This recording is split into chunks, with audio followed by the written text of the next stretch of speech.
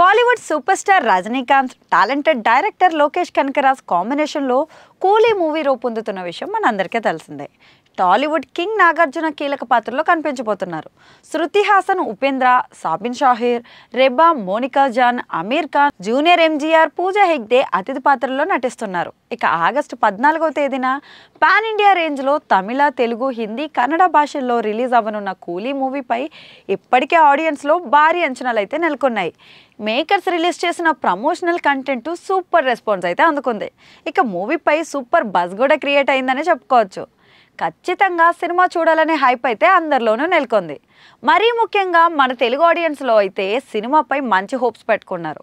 Movie చూసేందుకు చాలా ఈగర్గా wait చేస్తున్నారు. అంతలా బజ్ క్రియేట్ అయింది.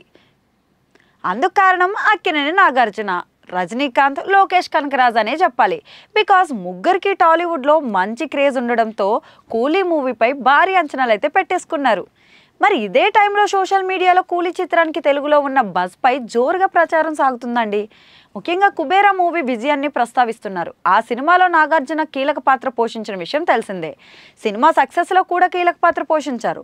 ఆయన వల్లే మూవీ హిట్ అయిందని పలువురు ఫ్యాన్స్ అయితే భావిస్తున్నారు.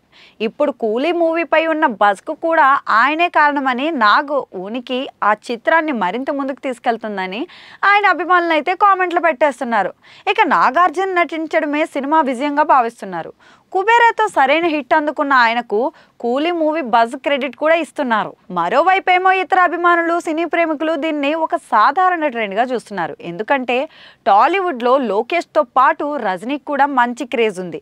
మిగతా ఇండస్ట్రీలకు చెందిన నటీనటులు కూడా ఉన్నారు. అందుకే బజ్ ఏర్పడిందని కూడా అంటున్నారు. అభిమానులు అనవసరమైన కామెంట్స్ పెట్టడం కరెక్ట్ కాదని అభిప్రాయపడుతున్నారు. ఇక సినిమా రిజల్ట్ విషయం పక్కన పెడితే ఇప్పుడు ఫ్యాన్స్ వేస్ట్ చర్చలు జరపొద్దని అయితే సూచిస్తున్నారు.